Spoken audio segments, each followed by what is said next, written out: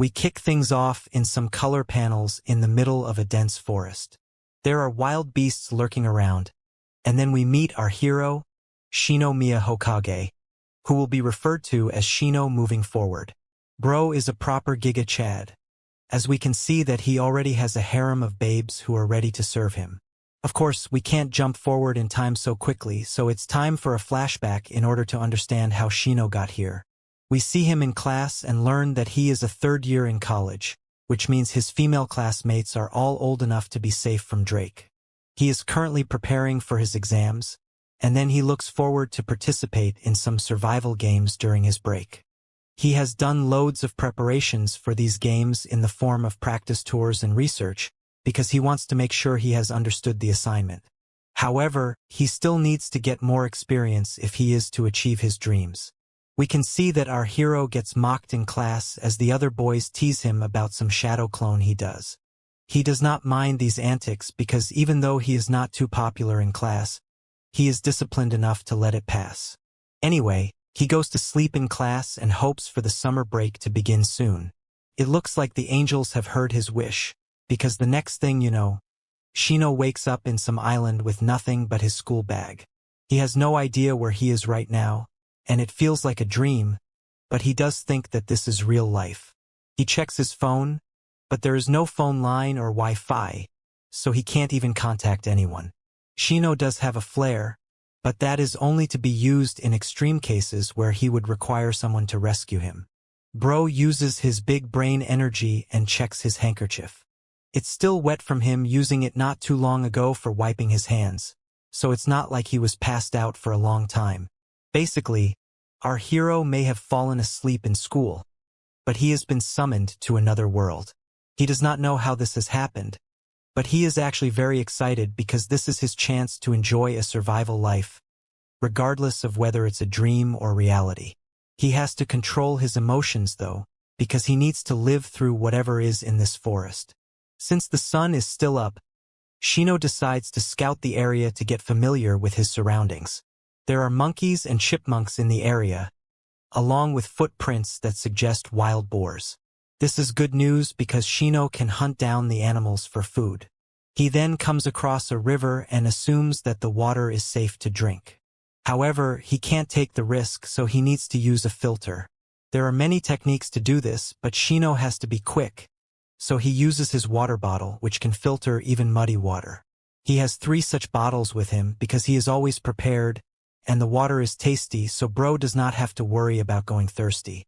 Being in nature is enhancing the experience for Shino, but he also needs to find a cave which he can make as his base. The food supply is also important, and Shino's first option is edible plants. He would prefer to have the sea nearby, but before our hero can think any further, he hears some other humans talking nearby. He goes to check what's going on, and then we see a curvy babe checking her smartphone. She is not getting any network, but Shino can see everything in HD. Naturally, he panics, and the girl also gets spooked. There are 3 other girls with her, and they think our hero is being a creep. At first, the girls think that they have come across a primitive man, but then they realize that it's just Shino. Our hero identifies this group as the fancy girls from his class, who are high in social status. They used to throw erasers at him, so they don't really like him a lot. The girls are led by Yuki, who will always be surrounded by the squad. Then there is Futagawa Ariy, who is neat, clean, and also popular with the otaku boys. She has even declared herself to be a sugar baby, but all the sugar seems to be in her pillows. Next up is Nimi, who has been in the same class as Shino for 3 years. However, Bro does not know anything about her, and she even referred to him as a ninja just now. Finally, there's Nikotama Arisa, who used to work at a karaoke place before the senpai over there tried to get shady with her. She is also looking for a sugar daddy, but there isn't much scope for that in a forest. Our hero knows all of these things because he would silently observe and listen to their chatter during breaks, because that is a key skill to possess if you want to be a survival master. Now, the girls try to understand how Shino got transported here, and they are also wary of all the items he has with him. He simply says that he is an otaku for survival life, so it is normal for him to have such tools. Now, Yuki also refers to Shino as a ninja, and is optimistic that the other boys will also be here. However, there is no trace of these boys, so Nimi suggests working with Shino for now. The girls agree with this decision because Shino really is their best chance of survival. Now, Yuki tells Shino that he will be their partner, but this will only attract intrusive thoughts. With more people, Shino is confident that he will get more efficiency, but he also states that he will be going his own way, so the girls are free to follow him. The girls seem to be fine with this, but then Nico suggests that ninjas like Shino are supposed to be creeps like Diddy. Bro is shocked by these accusations, but Nico does make sense, because men of culture appreciate curvy babes. She wonders if Shino's elephant does not rise to the occasion, but he tells her not to worry about such things. He admits that he does have intrusive thoughts and desires, and his python will naturally extend if the situation arises. However, this is not the time or place for such things to be done, so the focus should be survival. He tells the girls that they should search for the sea, but before that, he will take them to the cave for shelter. Nico asks if Shino will write the SOS signal on the sand, so he tells her she is smarter than she lets on. While our hero is mainly interested in seaweed and the ocean, he also never thought that he would ever get to talk to these babes before. Nico asks if they are still somewhere in Japan, after which Ariy assumes that it could be Hokkaido, as it's not that hot despite being summer. Nimi is not sure of that because if this were the case, then they should have been able to use their phones. Yuki feels that it's because they're amongst all the vegetation, but that is no reason for no signal, so she is called a fool.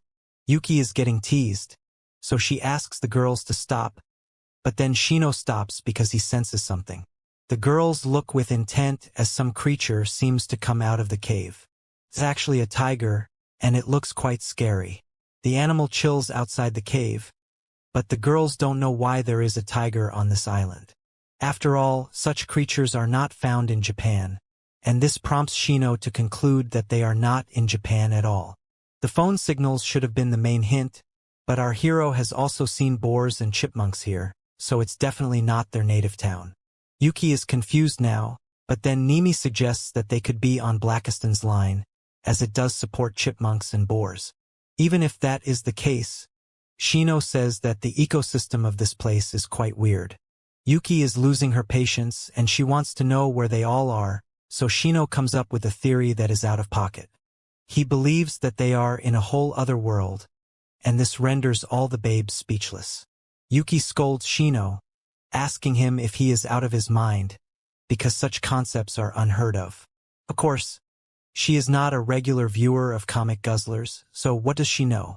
Her loud voice alerts the tiger, so everyone tells Yuki to keep her mouth shut if she wants to live. Shino finds it even stranger that they got transported to this place straight from school, but since he has no evidence to back that they are in another world, he suggests leaving this particular area. The group takes off while the tiger has a nap, and then we see Ariy drinking some water. The girls love the water's taste and are glad that Shino is so prepared. Nico is feeling awkward, because sharing a bottle with Shino would be like an indirect kiss. Bro puts her at ease by saying he has given her an unused bottle, and he doesn't touch the bottles with his lips anyway while drinking. Nico drinks the water happily now, and then she offers some to Yuki. However, she is feeling a bit low, because she is not sure if they will be able to come back home. Shino tries to keep her hopes up by saying that they could still be on Earth, as his theory has not been proven yet.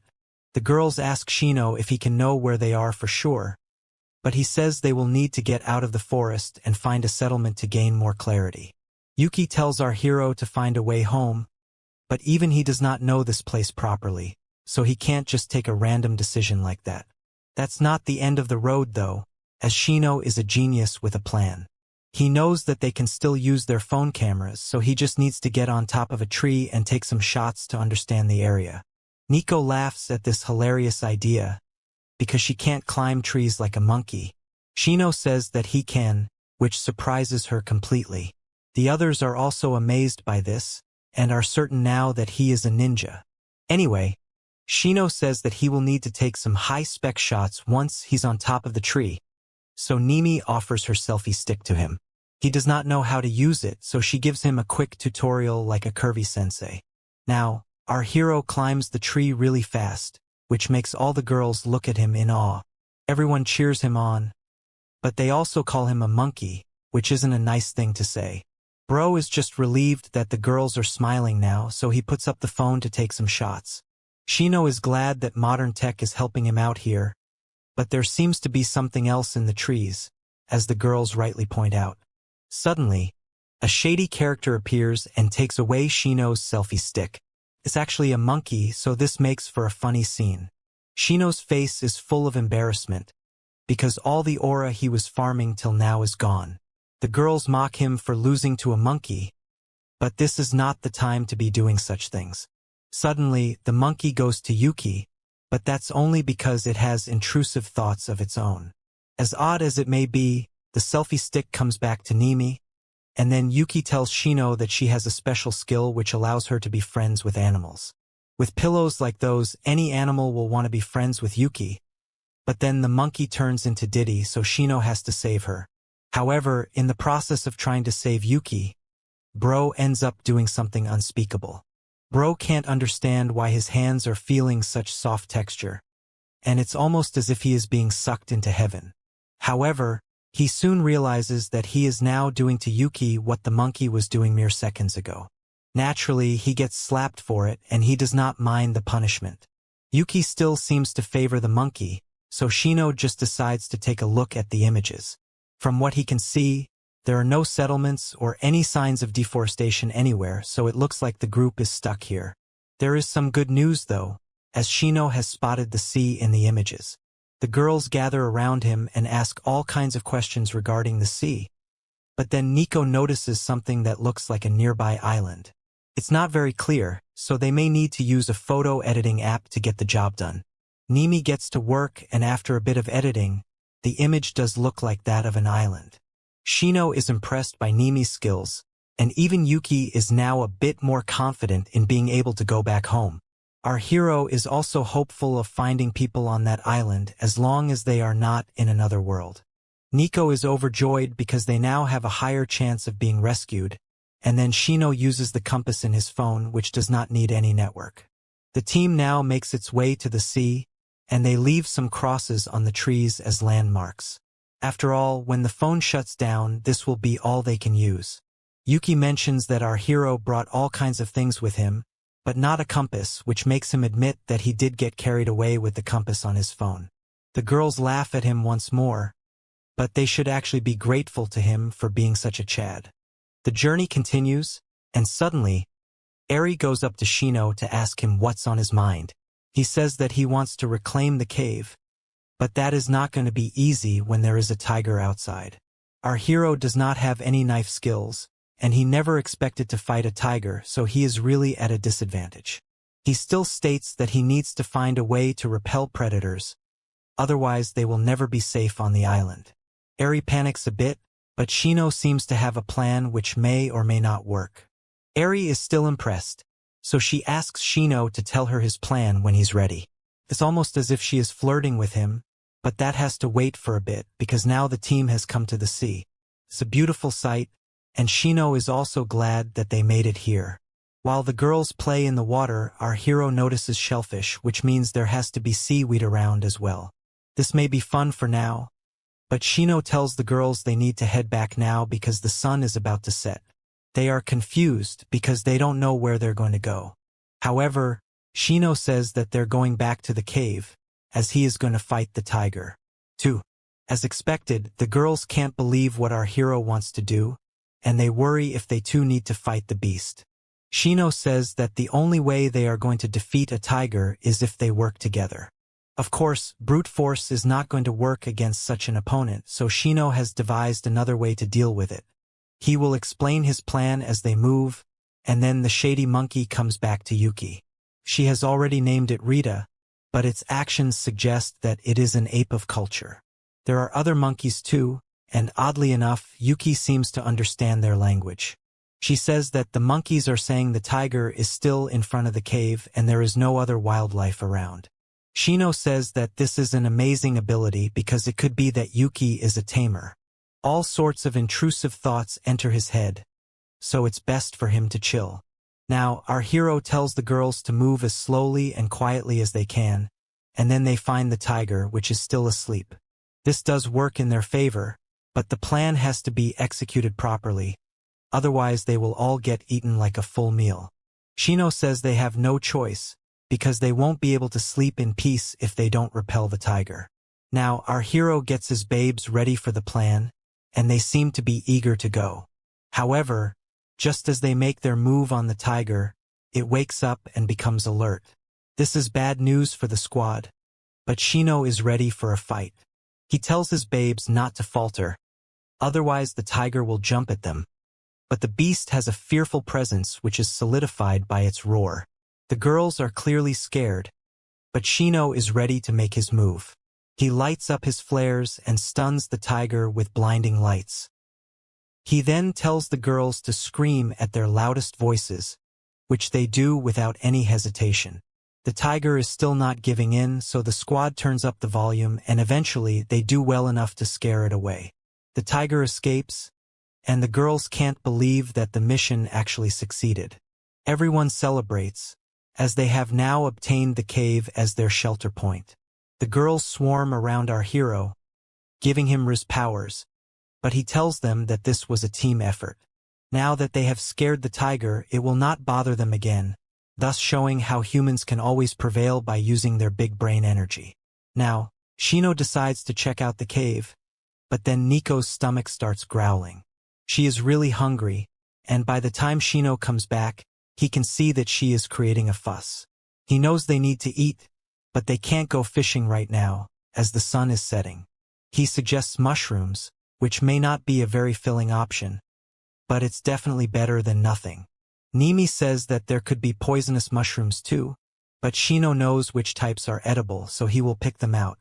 Nimi then says that the girls can collect the twigs for lighting the fire, but Shino says he will need someone to come with him as he needs 5 portions. Fura offers to come along, and Shino has no issues with that. Nico is very excited to look for mushrooms as well, but she is told to be careful because even touching a poisonous mushroom could mean bad news.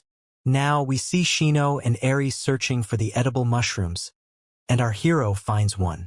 They consider harvesting the whole lot, but then Shino realizes something very important.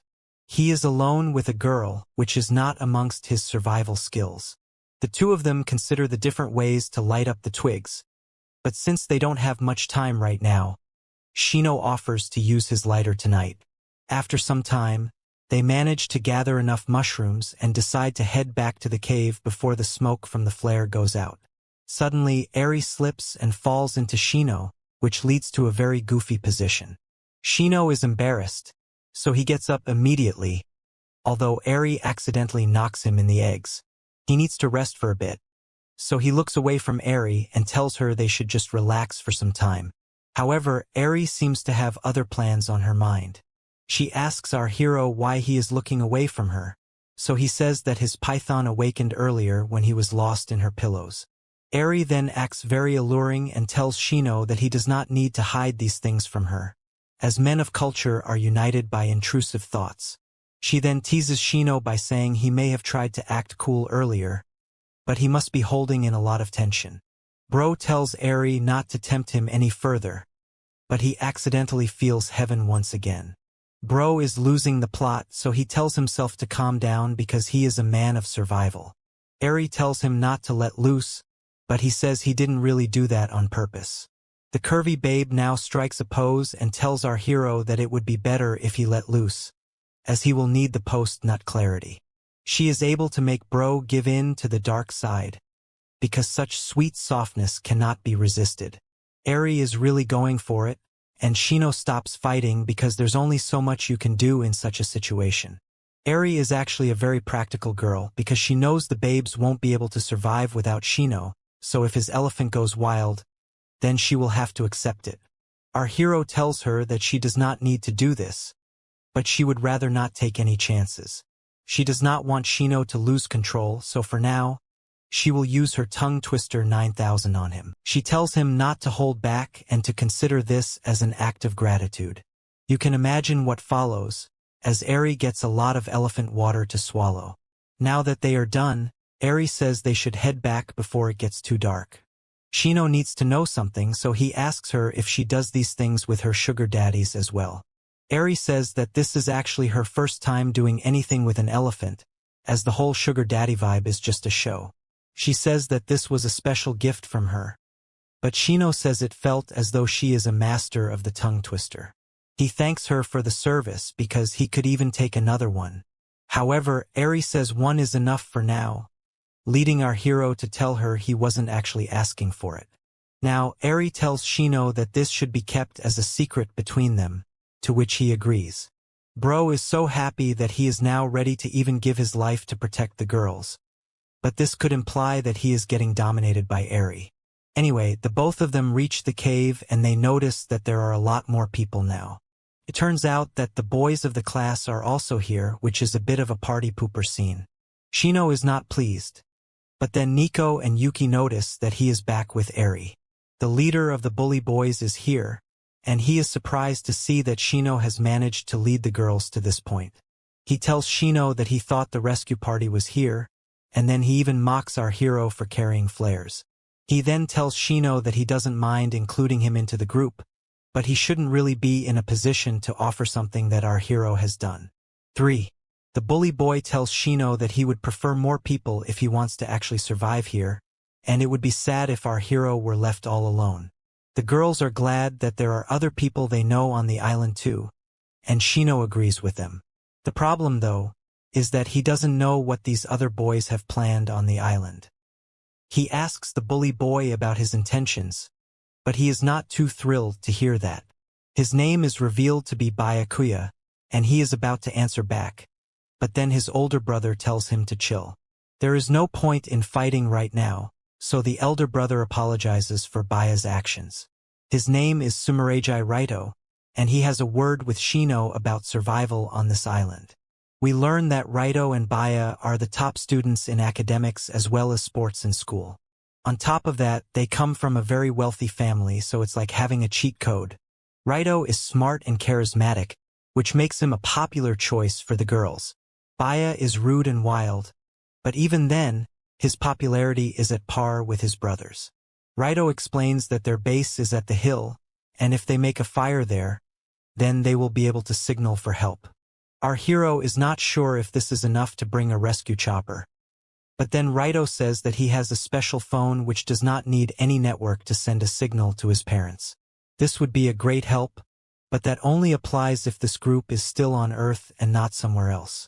Raito says that once he and Baya are rescued, they will come back with help for the others. However, none of this is going to work out if they are in another world. Now, a nerd boy shows up, and Raito orders him to keep his phone back in his bag. The nerd boy's name is Tanaka, who is an otaku boy, which makes him an easy target for bullying. Baya talks down to him again, which means bro is living a sad life. Raito now tells Shino that he might be good at surviving, but even he will not be able to make it through the forest on his own. This is why he should join Raito, but our hero strikes a pose and says that he will stay here. Both Raito and Baya can't believe what they are hearing, and they call Shino a fool for his decision. Raito asks if our hero really wants to do as he pleases in this cave, and when he confirms it, he simply turns his back and tells him to live his life as he sees fit. Baya now tells Yuki to come along, but the girls say that they would much rather stay with their aura farmer Shino. Our hero is just as shocked as Baya, who can't believe this. Yuki does not want to abandon Shino after everything he has done for her, and even the others join in to say the same thing. Raito asks them if they are in their right minds, but Yuki is smart to do this because now she knows the evil boys won't abandon them. If it was just Shino, then they wouldn't have cared, but now that curvy babes are involved, they won't disregard the group. Raito has a reputation to uphold of his family, so he tells the girls they are very kind to become insurance for Shino's life. He does tell them they can drop by if they change their minds, and then he walks off. Baya asks Raito if he is really fine with Shino stealing such amazing babes from them. But then the older brother also reveals his true colors. He says that Shino has not stolen anything from them, but it's just that the girls are on his side for now. Also, they seem to already have some girls at their camp, so Raito is not too worried about losing out temporarily. Baya agrees with his brother and says that he needs to release a shot, so they should hurry back to their camp. The girls hear this and are upset because these boys are being real creeps. Of course, they have no idea what Shino and Ariy had been doing while looking for mushrooms either, so the couple will keep it at that for now. Nico brings up the time she was attacked by a Diddy senpai at her karaoke house, but Ariy changes the topic by asking if the girls want to feast on some mushrooms. Nico finds it a bit shady that mushrooms are being brought up now, because they do resemble something. Nimi tells Nico to stop with her jokes, otherwise she is going to go to town on her pillows. Now, Yuki tells our hero that the girls have chosen to be with him, not Raito, so it's definitely a big flex for him. They don't want to regret their choice, but Bro is the main character, so there is no other right choice. On that note, Shino says it's time to grill some mushrooms, and the girls join in on the fun. They have a decent meal, but the taste is not so good, which makes Nico complain a lot. Shino says that he will cast a spell now to make the mushrooms taste better. And then he does something to everyone's food. As it turns out, the mushrooms do taste a lot better now, and everyone loves their meal now. Nico says that our hero can really use magic, but then Nimi recognizes the scent, so she says that Bro has used curry powder. Shino admits that he had this trick up his sleeve the whole time, but the taste disappears quickly, so Nico creates a fuss again. Shino says there's no need to worry because he has now found the ultimate cooking ingredient, salt. Since they know where the sea is now, they can get an unlimited amount of salt. Yuki and Nico are amazed that Shino can extract salt from the sea, but he says it's easy peasy lemon squeezy. Of course, this should have been obvious, so Yuki and Nico are teased for being slow. Now, Shino arranges some books because he has to use them as pillows for sleeping. Nimi wonders if they can use bedding as well, so Shino says they can try to spread out leaves on the floor to make a mashiro. Anyway, it's time to go to sleep, but the girls need to clean themselves up. Bro doesn't want to unleash the beast within, so he tells them to go deeper into the cave where he won't be able to see or hear them. Yuki and Nico get spooked because they think that Shino might sniff certain items, and they call him a creep yet again. However, Bro says that they don't have a lot of resources, so they should reuse whatever they can. It may sound unhygienic, but that's all they can do for now. The girls go to change, and then Shino gets some much-needed sleep. It was a tough day, but the team has managed to pull through, so our hero has hope. We quickly move on to the next day, as the sun rises on Shino's face. However, when he wakes up, he notices that Nico is right on top of him. She is cuddling next to Shino, and when he asks her what she is doing, she talks in her sleep. Our hero tries to wake up Nico, but everyone else is also asleep, so nobody can help him. Shino has to act fast because if anyone sees them like this, then the Diddy accusations will never stop. He tries to break free, but this only causes his face to sink into heaven once again. Nico is still in her sleep, and she thinks she has caught a deer, so she holds our hero's head even closer. Shino is losing control, but he has to win this fight, so he manages to break free once more. However, Nikki really seems to be having some kind of odd dream, so she subtracts 1 from 70 and gets into position. Shino can't breathe, but a true man of culture would consider this an honorable death. The sensation from our hero's mouth does something to Nico's kitty, and causes her to wake up. She panics, and it's a funny scene all around for everyone except Shino. The other girls wake up, so Nico rushes to Yuki and accuses Shino of being on the Epstein list. The girls look at our hero with suspicion, but he tells them this was all a big misunderstanding. He explains that Nico was sleeping away from him on a pile of scattered books, whereas he has not even moved from his sleeping spot. This means that Nico had come over to his side while she was still half asleep. The girls understand now, and kudos to Shino for using his big brain energy to max level in order to save face. Ariy asks Nico if Shino touched her anywhere, but she says sorry to him and says it was indeed just a big misunderstanding. Bro is glad he didn't get cooked here, and then Yuki asks Nico if she is fine now. She reveals that she was having a dream about catching a deer, and then the girls tease Shino for thinking he was going to get the treat of his lifetime. He tells them to stop with this nonsense, but it's all in good jest, so it looks like everyone is finally getting along properly. For now that the day has begun, Shino needs to figure out what the team will be doing today. He says that they will need to collect rocks, but he does not reveal what he wants to do with them. He says it's a surprise, so now he has the girls' attention. Nimi seems to have an idea, so she says that she will go collect some wood. Shino is impressed by her intellect, and then allocates tasks to the other girls as well. Ariy is going to help Nimi with the wood, Yuki will search for provisions, and Nico has already decided that she will catch fishes. It's not that important, but Shino allows her to go ahead with that. Yuki says that she will rely on Rita for help with the provisions, but Shino still does not trust the shady monkey. He then makes fun of Nico, saying that she won't be able to catch many fishes.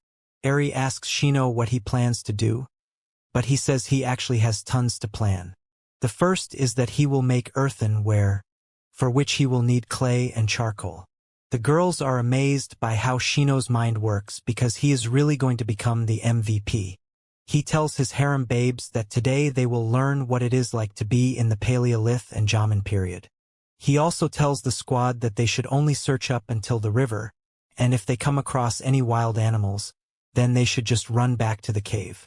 Everyone gets to work, and surprisingly enough, it's Nico who shows up first with the clay.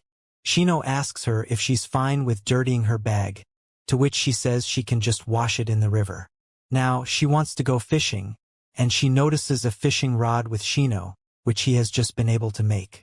Nico snatches the rod from our hero, throws the string into the water, despite our hero asking her to wait. Nothing is happening, so Nico asks why it's not like the game where you catch fish instantly. Shino is not too impressed, as he reveals that Nico still needs to attach the bait to the rod. He throws her an earthworm, but these things are scary to Nico.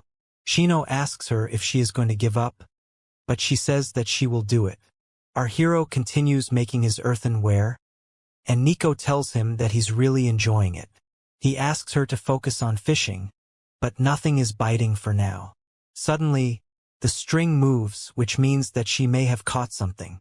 Nico celebrates, but there is no reel on the rod, so she will need to pull it up. This leads to a hilarious series of events that cause Nico to fall, and Shino to catch her by her thighs. Nico panics and tells Shino not to hold her like this, because it falls under diddler activities. However, Shino tells her to stop fooling around, because she can catch a cold if she gets wet in the river. They don't have any medicine to heal her for now, so Nico allows our hero to be in this shady position with her. Shino tries his best to bring Nico back up, but this only makes things freakier, and the curvy babe feels it. Eventually, Shino does save Nico, but they end in a pose that most dogs would be able to relate to. Nico is still holding on to the rod, because she wants to eat her catch no matter what. She asks our hero to help her out, so he turns on Chad mode and takes it from there. He tells Nico that they are going to pull up the rod slowly, and wait for when the catch is closer to them. On the count of 3, they pull up the rod, although it looks like Shino has lifted up Nico as well. Anyway, they end up catching a decently sized fish, which is great news for Nico. Our hero is actually impressed that his shabby rod was able to pull up a catch this big. And then his babe tells him that she has never seen this kind of fish before. She wonders if this is a new species, but Shino says it's an iguana. Nico is showing a lot more than just the fish, so Shino looks away, making it awkward for her. She accuses him of being creepy, but he does an Uno reverse by stating he should be the one saying that. Anyway, Nico is happy that she is not useless, as she has been able to catch a fish. She wants to eat it now while it's fresh. But Shino says they will have to wait till the others come back, and he also has to stuff the pot with charcoal. Nico thanks Shino for helping her catch the iguana, but he also thanks her for making sure they are going to have fish tonight. Now, as our hero continues working, Nico asks him about something when he got behind her. She says that she felt something poking at her, which was obviously Bro's elephant. They laugh over it, and Shino tells Nico to stop accusing him of Drake-level acts. She actually thinks it's fine for such instances to happen time and again, which leads Shino to once again state that he is the victim here. Either way, it should have been me, not him. We get even more jealous when Nico suggests going on a date when they get back to reality, if that is even possible for them. Shino is surprised that a girl like Nico would suggest something like that, but she is not joking, as she says that they should indeed go on a date when possible. With that, they promise each other this date and get back to joking around. Now, the other girls come back and are pleasantly surprised to see that Nico was able to catch a fish. She says that while Shino did help her, she was the one that lured it out and caught it. The pot is baking at the moment, and the other girls have also done their part. There are enough items now, but Yuki came back with some of the poisonous mushrooms as well. Ariy asks him if he is going to toss the mushrooms away, but he says that he will use them as a talisman. Basically, if he hangs the mushrooms outside the cave, they will ward off any wild animals that might be nearby. After all, they are more sensitive to poison than humans, so Shino once again proves that he is the final boss of survival. The girls are impressed, and then Nimi asks our hero to take a look at her rocks. She has split them according to their size and type, which is a really good job. Shino asks her if she knows anything about rocks, but she says that she only did this because she assumed that he would do the same thing. Bro calls her smart, and Nimi looks away to act cool, but she is actually blushing because of the compliment. Our hero now admits that he has miscalculated things, because he did not think that his babes would work so hard. They are skillful as well, so this is a nice little bonus for him. Suddenly, Shino notices something suspicious near the bushes, but then the girls call him for the meal. It seems as though there is someone watching them, but our hero thinks it's just his imagination, so he goes on to enjoy the fish. The next day, we move to the afternoon, and Shino is asked what his plan of action is for today. He says that since they are making great progress, he wants to speed things up a bit by swapping roles. Nico wants to do more fishing, and Yuki wants to collect more provisions, so they are allowed to continue that. Ariy is told to collect mud, and then Shino tells Nimi that he wishes to start manufacturing stones. She has understood the assignment now, and states that she will take over the earthenware job. She is a bit familiar with the Jaman period, so she just needs some pointers from Bro. Shino knows that Nimi has historical knowledge and is also quick on the uptake, so his life will become easier. Nimi tells Nico that she will go with her to the river, so she asks if she too wishes to fish. She says no quite bluntly, leading Shino to say that Nimi is a bit colder than the other girls. However, she did go a great job with the rocks, sorting them out efficiently, which means that she trusts our hero. With these rocks, he will now be able to make stone tools, and he wants to begin with something like a knife or an axe. Shino makes his plan and gets to work, because this is the job of Giga Chads. Bro becomes very intense, and soon enough, he has made an axe which will be a great tool for collecting materials. Ariy shows up and asks if this is a stone axe, and Shino says that he is making stone tools like this one to make life smoother for them. Ariy has Nico's bag with her, so she explains that she had borrowed it for collection. She will return it after washing it, and then she commends our hero for doing one amazing thing after another. He says that's not true because Ariy was the one who gathered the wood for him. Nimi was the one who had picked the rocks, so this is proper teamwork and the right kind of equality. However, as Bro tries to be wholesome, he notices Ariy's pillows, and then the demons awaken within him. He is flustered by her curvy body, and tries his best to control his shady intentions. However, Ariy simply giggles at Shino because she can see that his elephant is standing in attention just from him looking at her. He says that it can't be helped because he is on comic guzzlers, and he also remembered the events of yesterday. This makes Ariy a bit conscious, but she is not one to shy away from a challenge. She goes up to Shino and asks him if he would like her to do it again. Bro's eyes light up and he asks Ariy if she is sure about this, but she laughs once again, meaning she was teasing him. Either way, our hero can't afford to be caught lacking right now because he has a job to do. Ariy asks him if he doesn't want her to do shady things, and she has his attention again. He then catches a glance of her stockings, which is unfair because in these school uniforms, it's almost as if bro is around constant cosplay. Ariy decides to do it now because Shino has been doing a lot for the girls. She wants him to think of this as a reward, however. She realizes that her hands are covered in mud, so that won't be good for the python. There is no way at all that our hero is going to let this opportunity pass, so he asks Ariy if there is another way. Ariy says that she can use her tongue twister 9000 and this is all it takes for Shino to get his body and mind focused on completing this mission. He takes Ariy into the cave, and we can only imagine what unspeakable things may have happened there. Bro is so energized now that he completes his tasks by the time the other girls come back. He has made a whole bunch of primitive weapons for them in so little time, which is almost Flash-level speed.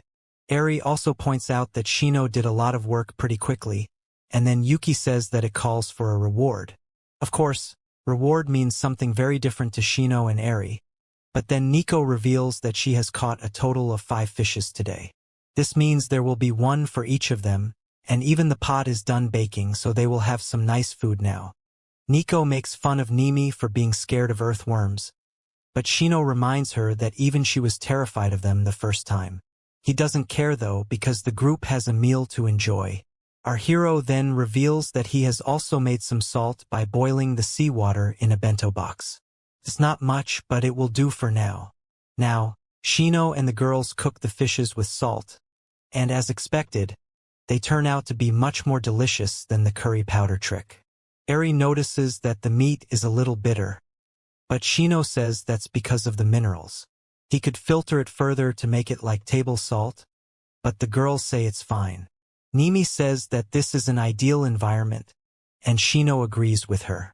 Yuki does not understand what they mean by this, so Nimi explains that the weather is perfect for them, as it isn't too hot or cold. The humidity is on point, they have access to a cave, a river, and the sea too, so they can't really ask for more. Ariy states that Nimi is talking as if she is Shino himself, but she says that her knowledge is only limited to history, not survival. Now, our hero says that the temperature may be fine, but something very important is missing, and that's mosquitoes. The girls wonder if these insects are that important because all they need to do is whack them, but Shino explains that mosquitoes cause the most human deaths per year, even more than other humans.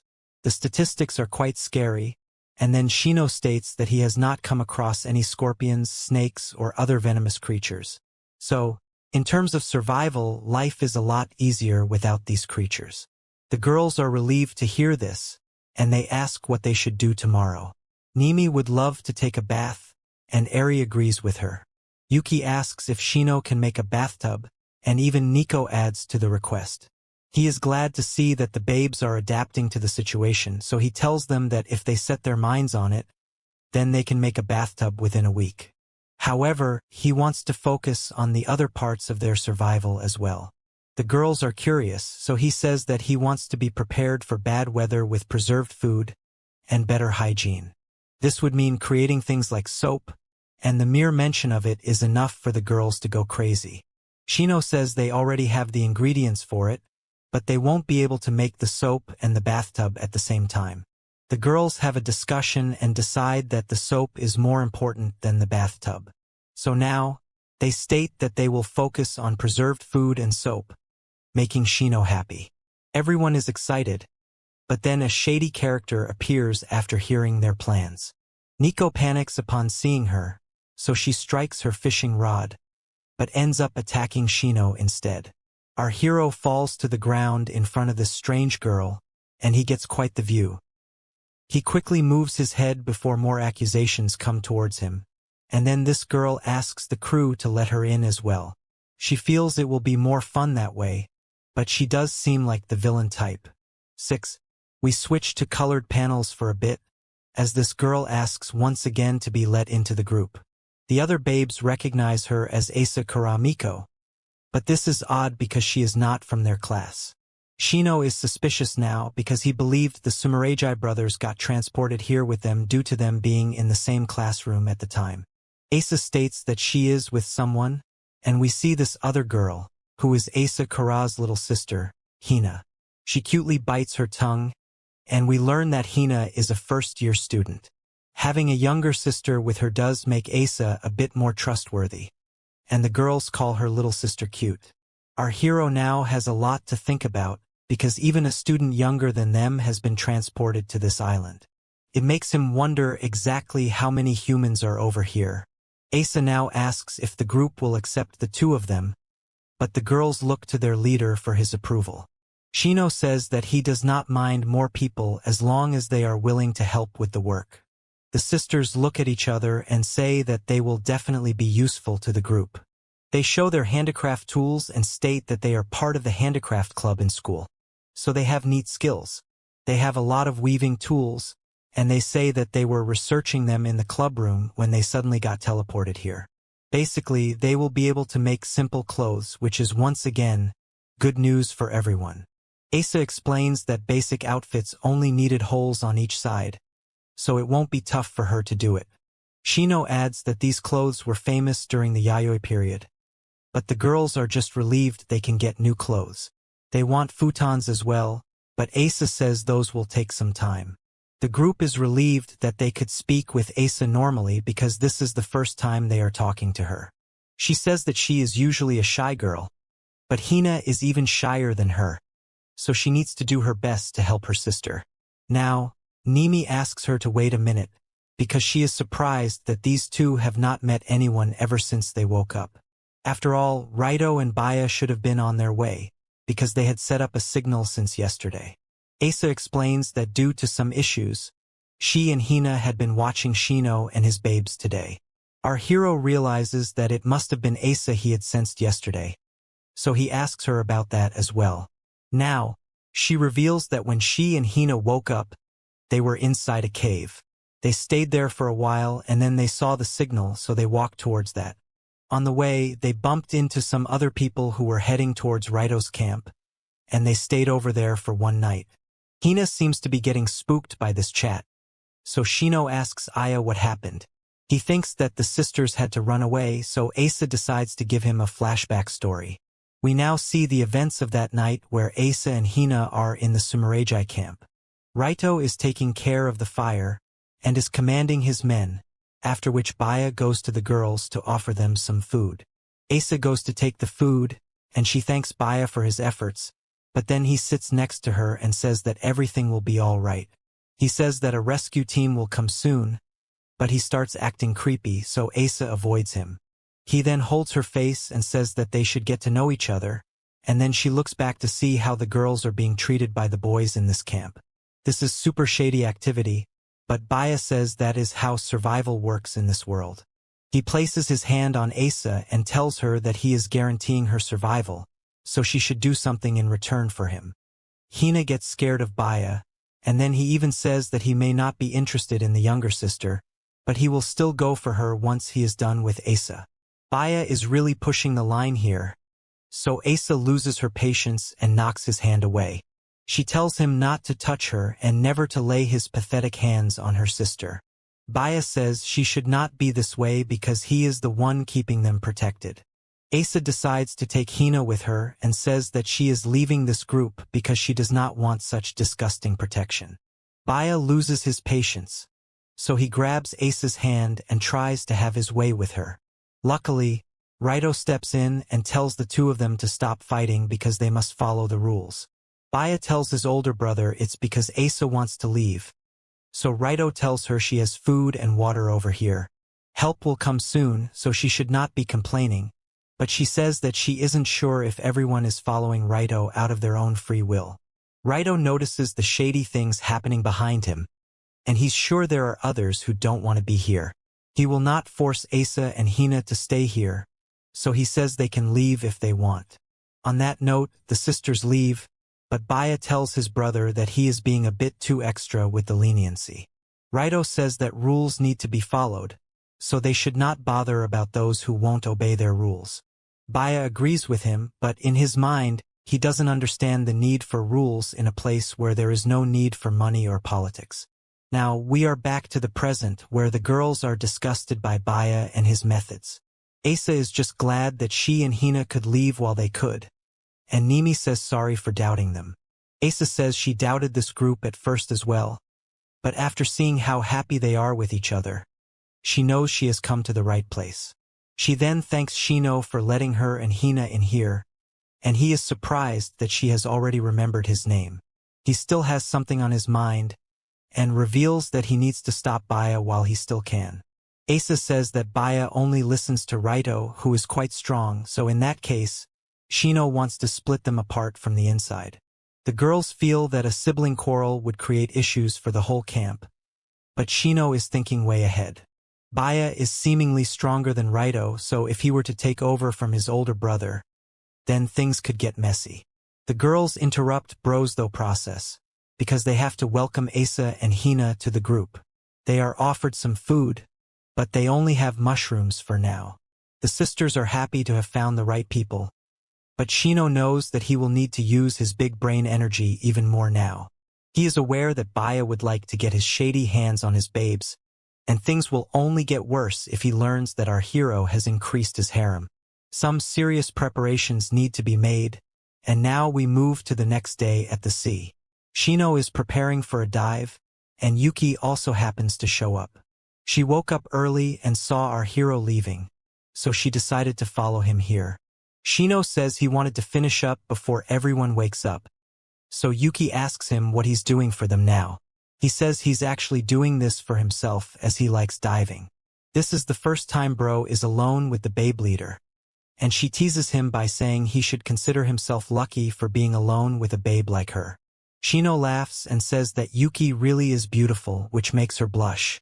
She asks him if she can help out with whatever he is doing here, but she does not wish to participate in the game of elephants and kitties. She's just messing with him, but then Shino takes off his shirt to reveal his muscles. Yuki panics, but he says that if he doesn't take off his clothes, he won't be able to dive in the ocean. Of course, he does not frame his words well, so Yuki thinks he is having intrusive thoughts. She makes a funny face, and then Shino finally reveals that he is going to dive into the ocean to collect seaweed. He also tells Yuki to call the ape of culture to help her collect some seashells. Yuki is relieved now, but her face is red, so Shino asks her what's up. She scolds him because she is flustered, but this causes her to trip onto him, and the both of them fall onto the ground, which leads us to another flirty moment. 7. The two of them are a bit too close for comfort, and things are really tense for a while. Yuki is on top of our hero, so he eventually tells her to get off him before it becomes too hot for him to handle. He also says that she's a bit heavy for him, but that's only because of her pillows. Naturally, this makes her red with rage, and she scolds him again for being rude to her. Shino asks Yuki why she is so angry, but she is basically upset that Shino is not reacting excessively to her. He says that he is trying to keep himself calm, and he would really want her to get off him. Yuki now acts proud and says that Shino must be an innocent boy, so he should obviously feel this flustered. Instead, our hero tells Yuki that her ears have been red for a while, so she is the one who is flustered. Naturally, Yuki can't believe this because she is super popular and can get any guy she wants. Shino wants her to get off, but she pins him to the ground and says that he's kind of weak. He says this is only because she has mounted him and he does not want to hurt her. Now, Yuki has a shady smile on her face, so Shino asks her what she wants. She basically can't believe that an untouched boy like Shino is making fun of her, so she will now take his lips. Bro is so shocked that he genuinely can't move, and we can't believe that he's got so much unintentional rizz. Yuki basically wants to show that she has the edge when it comes to romantic stuff, and she quickly steals a kiss from our hero. She even celebrates it, but Shino is just surprised by her actions. However, Yuki thinks that he is lying because he is not too excited. Shino figures that he is not reacting too much because he has already been with Ariy a couple of times. Yuki is upset that a boy like Shino is so calm with her, so she wants to have another go at it. No sane man will deny this, so the two of them have a soft tongue twister 300 session. They go at it for a while, and things are indeed quite shady between them. As a matter of fact, even Yuki is starting to feel a bit hot and heavy, while Shino is just trying to accept what has just happened. Suddenly, Yuki can feel something pressing against her. So Shino states that it's obviously his python. He still hasn't sealed the deal with Ariy, so he's technically innocent even now. Now, Yuki says that Boy get built up tension, and since they have been here for 3 days, Shino must be going crazy. Of course, Shino can't tell her about Ariy, so he just plays along with Yuki for now. Now, Yuki asks him why he is pretending to be so tough because it's fine to be a little embarrassed. She is a pro at this, so she wants to teach him a thing or two about pillow jobs. Shino asks her if she is sure about this, and she says that she will actually only use her hands for now. After another shady session, Bro is refreshed and tells Yuki he feels much better now. She is feeling a bit shy, but states that this was a piece of cake for her. Shino wanted to get back once everyone woke up, but because of this session, it will be noon by the time they get back. He has underwater goggles, which impresses Yuki, but he says that he had simply left them in his swimming bag. Now, Yuki tells our hero to keep this a secret between them, and he says yes, although he is already keeping a secret from her. After a bit of scouting around the sea, Shino comes back with a load of seaweed and seashells. The girls are glad to see this, and they reveal they were worried that Shino had vanished. He says that he had to get stuff for the soap, but then Nimi says she suspected something when Yuki and Shino were missing.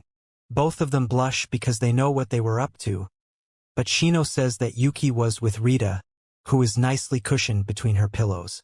Now, Asa and Hina show up to reveal what they have been working on, and we see that they have already made some futons. Nico sinks into one of them, but comments that they are a bit prickly. Asa says that she and Hina patched the sheets they were able to find, so it's not a real futon, but it's still a great help. Asa says that they will have one for each person here by nighttime, and Hina sweetly tells everyone to do their best. Nico has caught lots of fish, and Ariy too has found some edible items. Shino says that if things continue at this pace, then they will be able to stock up nicely. Ariy shows all the items she has brought, including meadow saffron, which Shino says is poisonous. Ariy feels bad about this, but then our hero tells her that she has found something important. It's a cherimoya, which is known as the ice cream fruit of the forest. It's very rare to get one of these in Japan, and the word ice cream gets all the girls excited. The fruit seems ripe, so it's definitely edible, and it was a wise choice by Nimi to have wooden spoons ready for this. The cherimoya may not be like actual ice cream, but it is sweet and delicious, which is good enough for the girls. Shino says this is all thanks to Ariy, and she figures she needs to remember where she picked this up from. Shino tells the girls not to eat the seeds or the shell, but Nico has already finished hers, so she might be cooked. As the girls enjoy their food, Shino analyzes their current state. There's enough food, water, and salt, so that's a good thing. He also has the stone tools, futons, and the ingredients for soap. If everything goes to plan, our hero will be able to build a house soon, which shocks all the other girls. They can't believe that such a thing is possible, but Nimi knows that it will be like a dugout. Nico would prefer a proper house, but Shino says that they are anyway getting more materials, and perhaps more people will also join them. With all this in mind, he is certain that he can make a dugout, and at this point, the girls think he can make anything. Nico says that it really was the right choice to tag along with Shino instead of Raito, and the others agree with her. Of course, there is a long way to go, but people are pumped, so they set out to do their afternoon assignments. After a long day at work, the girls come back to their futons and can finally relax. This does feel like a school trip with everyone pitching in, and our hero is just glad to have a nice, comfy futon. He has to focus on food preservation next, because if this world has 4 seasons, then the wintertime will arrive within 4 months. However, there are other things to worry about because in the night it starts to rain like crazy. There is tons of rain, and this is bad news, as our hero wakes up in the middle of the night. He rushes to the entrance of the cave and notices all the rain around him. The water seems to be flowing into the cave, which is also not good for anyone. 7.5. Before we move further, there is a bonus chapter where we see the girls throwing rocks on top of each other. Shino explains that this method is called Ishiu Chiryu, which is basically generating vibrations from the rocks to knock out the fish. The method does work, but it seems to be a banned technique in the modern era. Now we're back to the storm, which is getting worse by the minute. The water flow is bad, so Shino rushes back to the girls to wake them up. The girls are a bit confused at first, but the sound of thunder wakes them up properly. Shino says that the cave is starting to flood, leading Nico and Yuki to believe that they will drown. Shino says that it is dangerous to go out of the cave at night, so they need to go to the higher ground in the cave. Nimi says that they need to move their stuff as quickly as they can, but they don't know what to prioritize. Nico's cosmetics are all over the place, and her face says it all. She is losing her items, and even the futons are becoming wet, so it leads to a lot of panic between the girls. They feel all their effort is going to go to waste, and it only gets worse when the water douses out the fire too. Shino has to be the hero again, so he lights his phone's flash and tells the girls that they can get through this if they just deal with things calmly.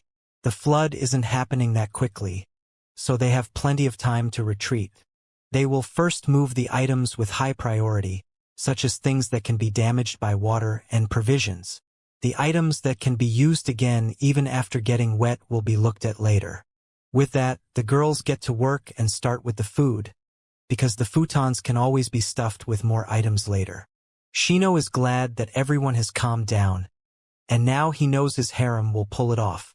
The cave does get flooded, but the team members have managed to get most of the stuff away from the water. They are on higher ground, so there's no worry about flooding here. Shino tells everyone they have done a good job in an emergency situation, but the girls tell him they were lucky he noticed this right on time. Our hero is very dependable, and he says that they will look for a new shelter outside when dawn breaks.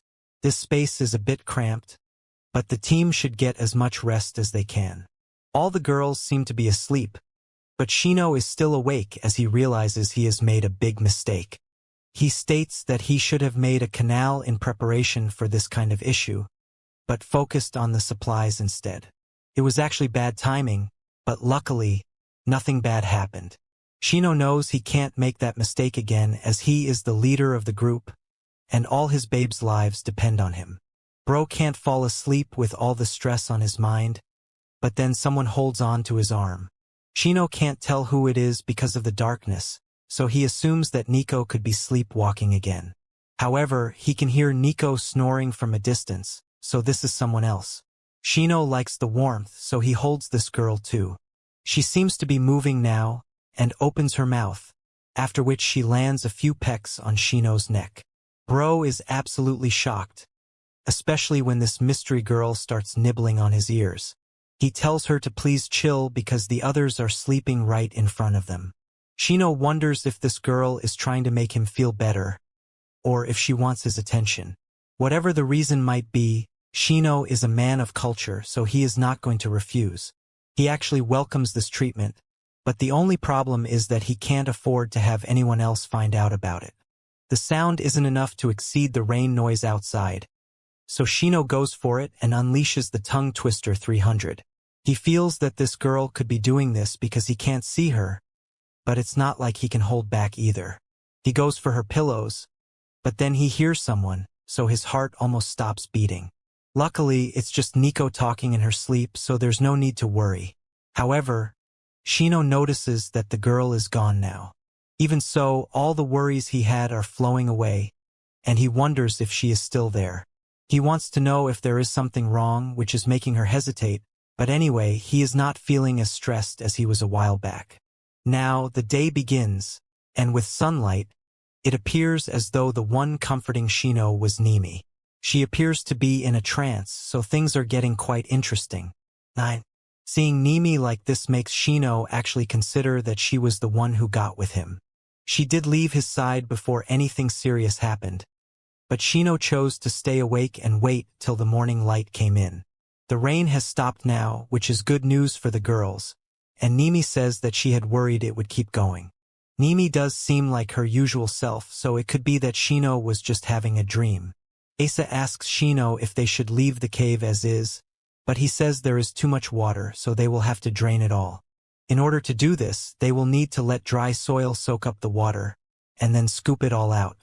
Asa asks if there is any dry soil after a storm, but Shino says they can use natural sunlight and a bonfire to their advantage. Everyone is on cleaning duty for now, and they do manage to dry out the cave, although it does take them a lot of time. Shino says they are to go back to their normal tasks after lunch, so he tells Nico and Yuki to go ahead with the food supplies. He then asks Ariy to make the soap, which will not be that difficult of a task. Asa and Hina are told to repair the futons, and Nimi is told to come with our hero because he is going to teach her how to hunt. Nico also wants to hunt, but Shino tells her that they are just setting up traps. Nico is still angry, so Bro tells her she will be able to catch more fish after a heavy downpour. Now, Shino and Nimi start observing the tracks of rabbits and boars in this forest. The first trap our hero makes is a falling rocks trap, which is quite simple and handy. Nimi takes notes as Shino explains animals feel safer following their own tracks, which is why he's keeping the traps close to them. Next up, he will be digging a pitfall for the wild boars, but it will take some time, so he and Nimi get to work. As the trap is being laid, Nimi finally gathers the courage to ask Shino about last night.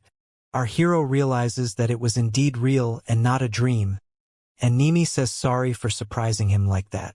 Shino says it's no problem, but Nimi wants him to talk some more.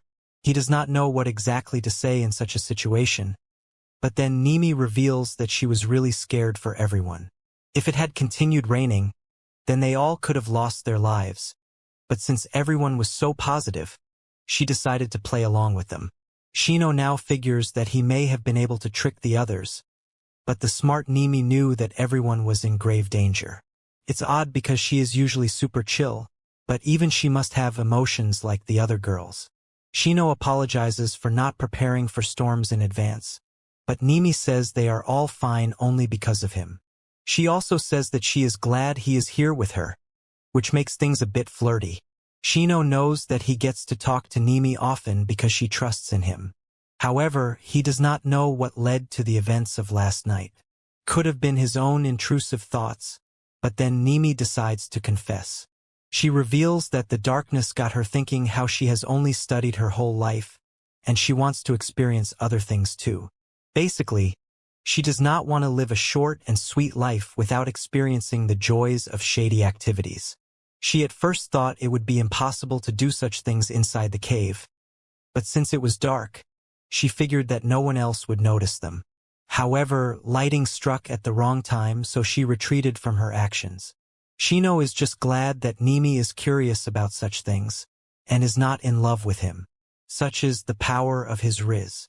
Nimi is still feeling really shy, but Shino is happily setting the trap for his target. It takes him a while to make one pitfall, but he has been able to create a proper trap for a wild boar. The sun is still up, but Nimi asks Shino if they should check out the cave that Asa had mentioned. It's in the middle of their base and the evil base, so Shino figures they can scout the area. However, Nimi holds him from behind and says that they should pick up from where they left off inside the cave. She wants Bro to teach her the ways of men of culture, and this would be a dream come true for him, but he has to activate Chad mode. He apologizes to Nimi and says he can't, so she asks him if he does not want to do it with her. He says that is not the reason because he personally would love it, but he does not have any protection on him. The risk is way too high because he does not want Nimi to get pregnant and have a baby. He has no medical knowledge about these things, and there are wild beasts around too. He feels really bad about it, but Nimi is touched by his sincerity because he is still considering her safety here. She is lucky to have our hero by her side, so for now, she will just take some foreplay. The tongue twister 300 comes out, but this is enough to awaken Bro's raging bull. He slams Nimi to the ground, so she feels he is about to awaken the dark side, but actually, he is not trying to do anything shady with her. Shino brings out his knife because he can sense something is nearby. He figures there is still some distance between them, so he asks Nimi if she can make it back on her own. She says there are landmarks, so she should be fine, but she also wants to know what it was that our hero just heard. He says it's the sound of a tiger, so he is going to check it out.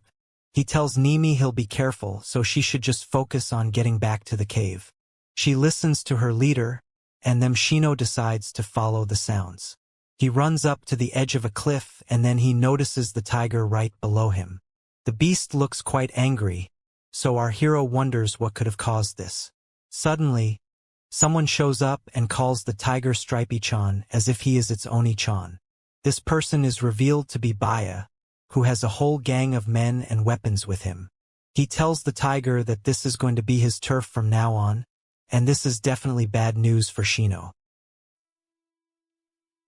The first thing that Baya does is ordering his group to surround the tiger. There are way too many people following Baya, so Shino wonders if he joined up with some other survivors.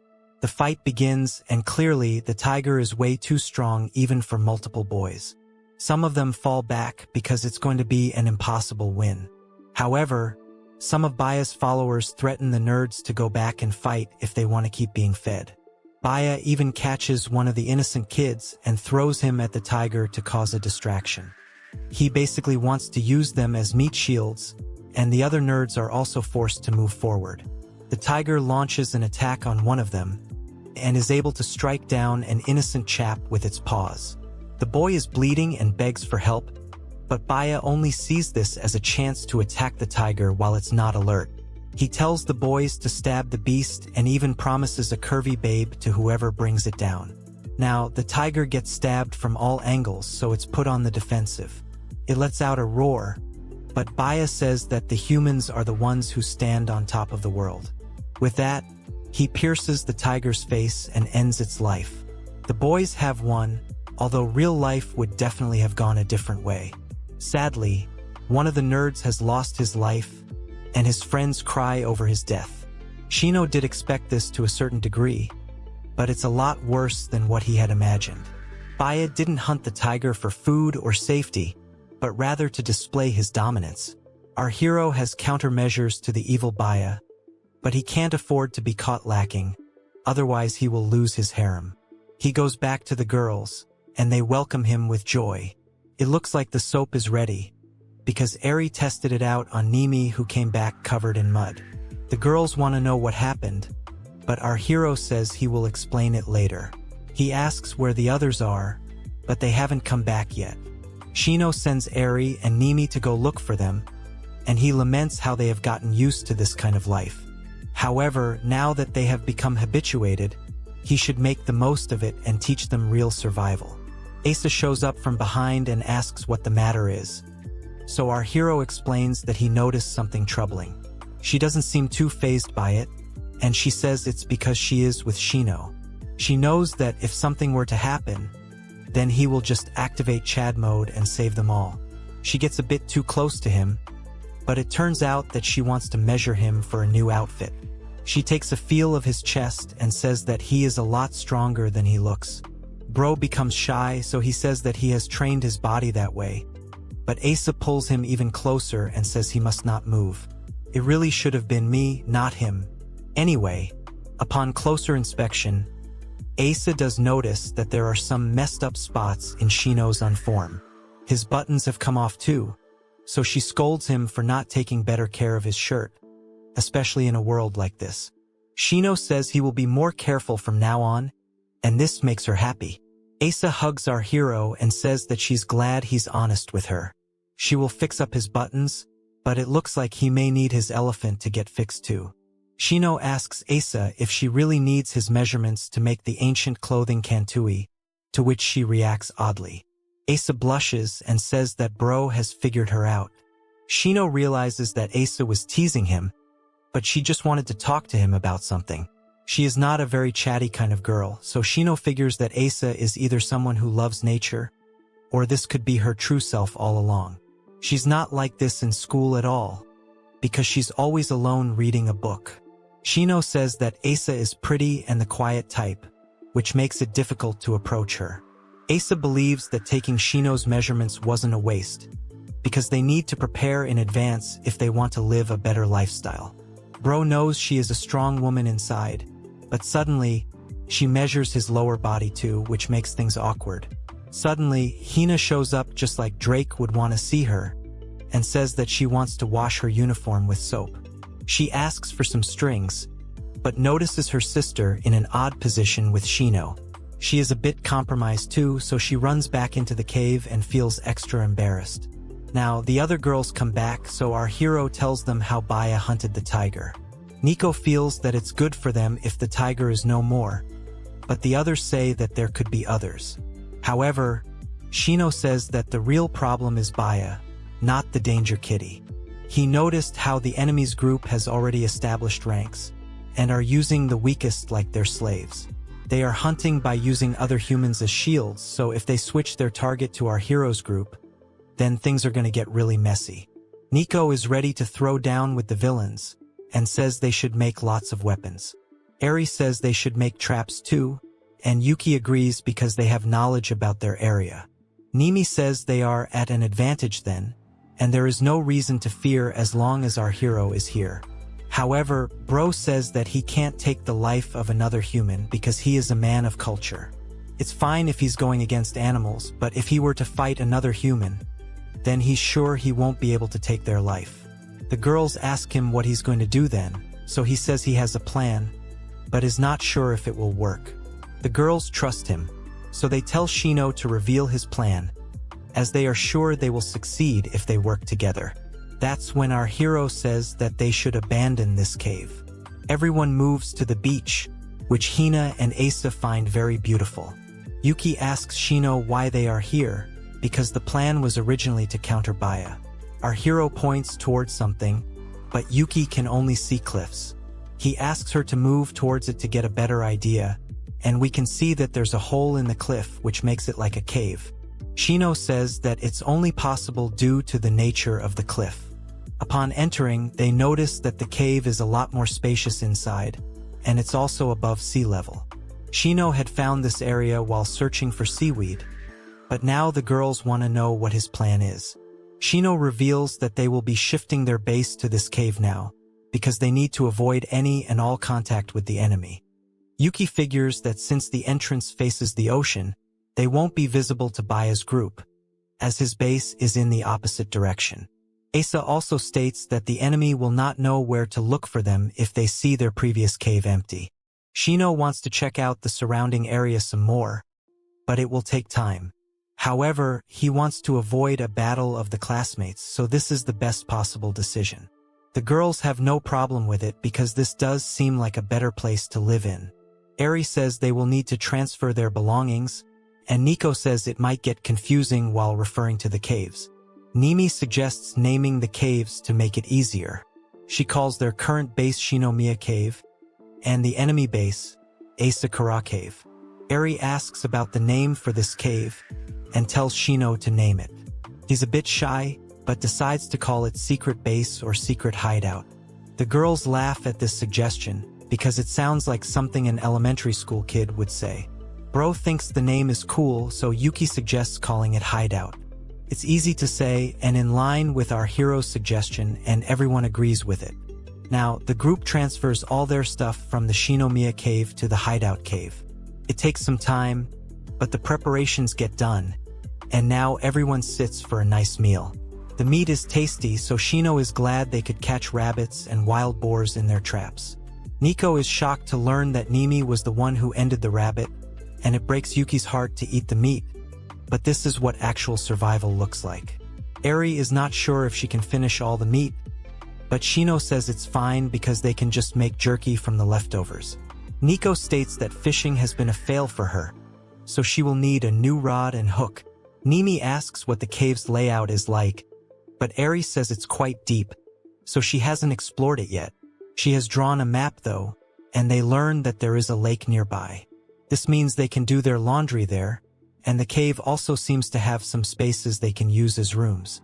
Since it runs deep, Shino decides to explore it once they are out of danger.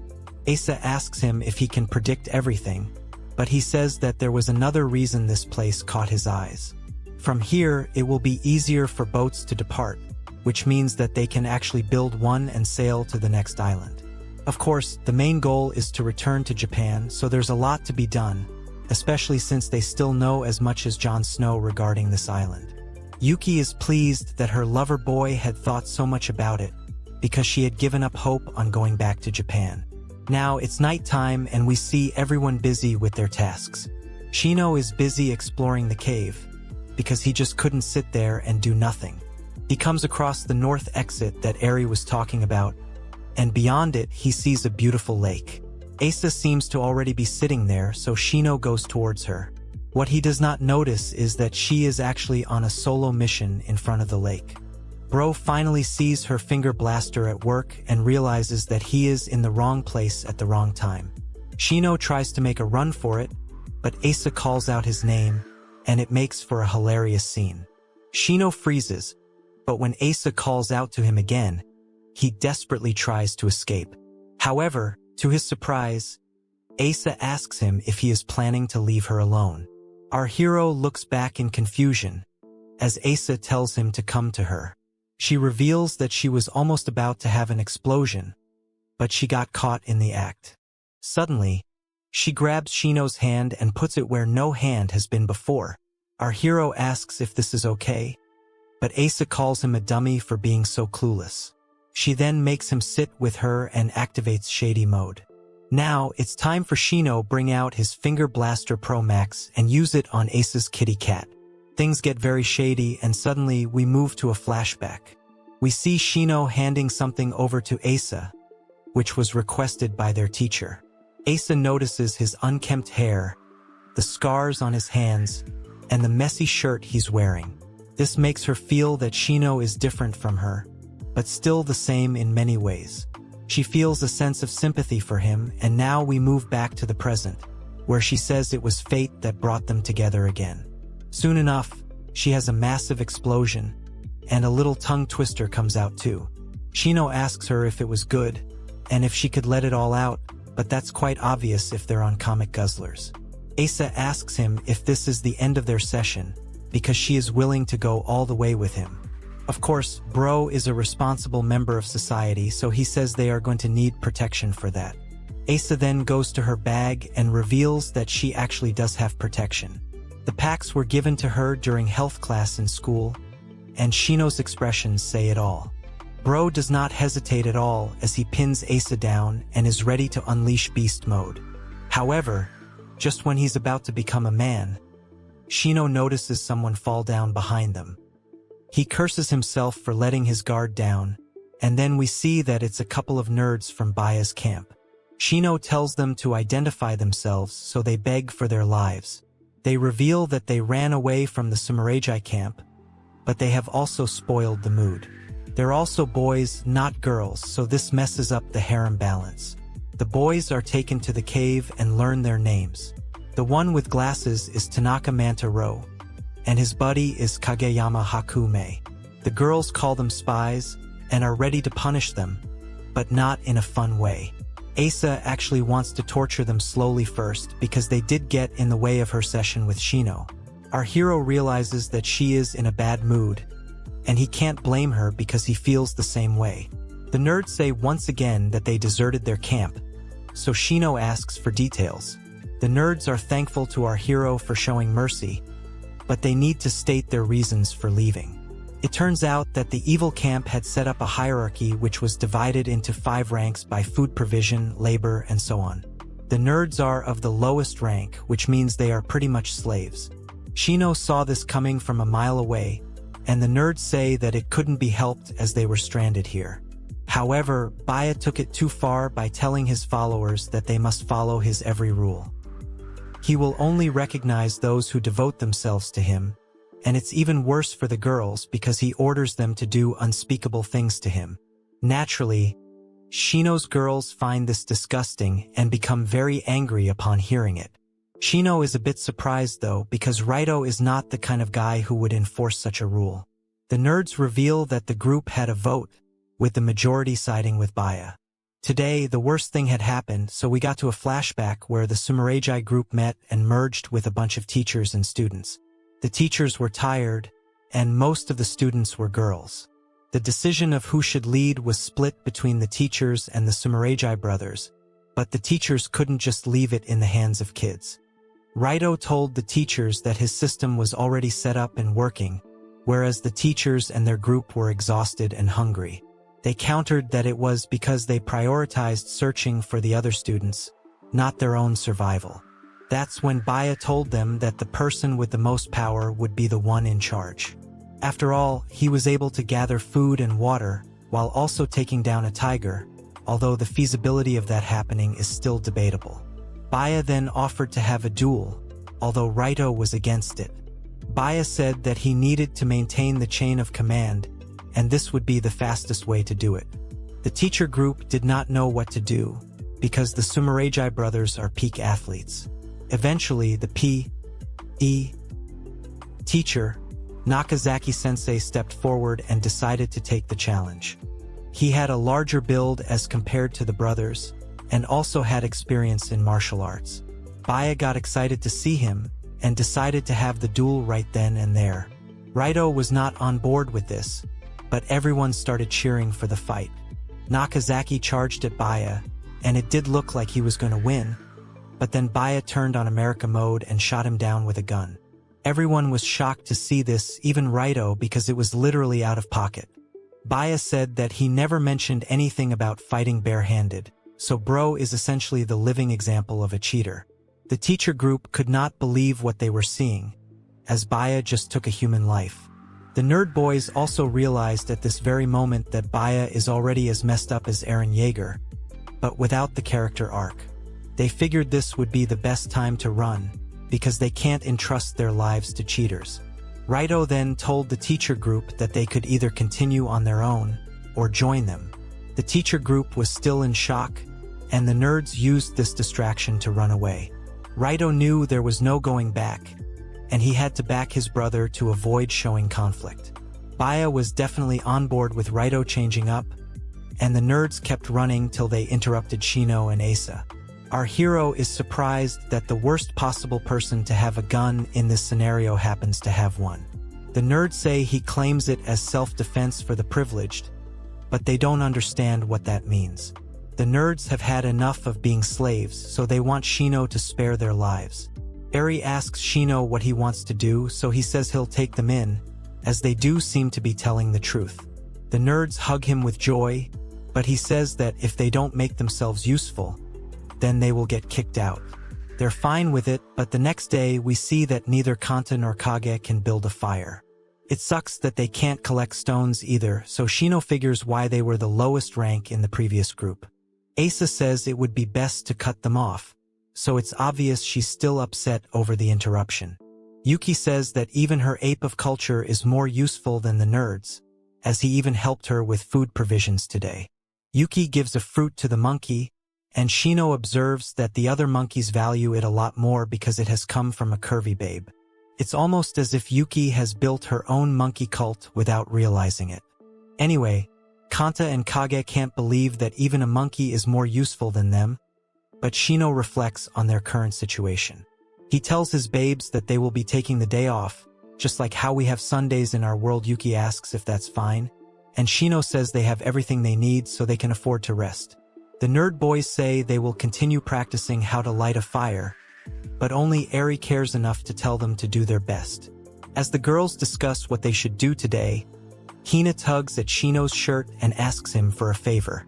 Now, we move to the edge of the cave where Shino is in his swimming trunks. He wonders if Hina is really serious about this, and then she shows up in her own swimming costume. She's a bit embarrassed, so Shino says they can stop, but she wants to continue, as it must be our hero who has to do this favor. She is a bit nervous though, so she is not too certain, but Shino reassures her and says he's glad to see her this assertive. He has some intrusive thoughts too, but just because Diddy got a light sentence doesn't mean he will too. Now, we see the two of them in a boat, but Hina is having a problem with the instability. When it becomes stagnant, she asks Shino when he built a boat, so he reveals he found a good quality tree, so he carved this by hand. Hina can't believe this, but Shino says he charred the inside, so carving was easy. This is called a dugout canoe, and now we see the two of them maneuvering along the water. Hina is amazed by this, but then her toe touches Shino and she feels shy. Shino says that Hina acts like a kid sometimes, so it must be in her nature. She is quite bold today, as we learn that she wants to go diving. Our hero asks Hina if she is good at it, and she says yes, because she used to snorkel in the countryside during her summer holidays. She feels she can help catch fish by snorkeling, as she wants to be of more help to everyone. Shino thinks she's already doing enough with the sewing, but Hina says it's no different from what she used to do in school. Anyway, they are at the main spot, and Shino tells Hina not to feel bad if she doesn't catch anything. It's supposed to be her day off, so she and Shino dive in and explore the waters. It turns out to be a great exercise because they get a lot of good seafood. The environment is good, so resources will be in abundance, but Hina is also quite skilled at diving. It makes our hero believe that she might even be a sea woman at this point. He can see a lot now because of the wetness of her clothing, but the same logic applies to him as Hina can see his python. It will calm down in some time, but Hina has seen something crazy. Suddenly, she notices something up ahead, and on closer inspection, it looks like a shark. Shino says that it's still far off, so they should just be calm and slowly move away. Hina can't stay calm, so she grabs Shino's face and asks him to save her. Bro realizes that Hina's pillows are actually bigger than her sister's, but he must keep his cool. He tells Hina not to move around, as it can mess with the boat, but then something slips out and rubs our hero's face. At this point, we don't know if it's Riz or some kind of shady magic, but the bottom line is that Shino also panics, and this caused the boat to overturn. Shino curses himself because he should be the calm one. The shark will definitely get alerted like this, so he goes to Hina, who is aggressively splashing the water. Bro holds on to her and tells her everything will be fine, so she should just breathe. He's holding her intently, so it awakens her own intrusive thoughts. But for now, they need to get back to the boat.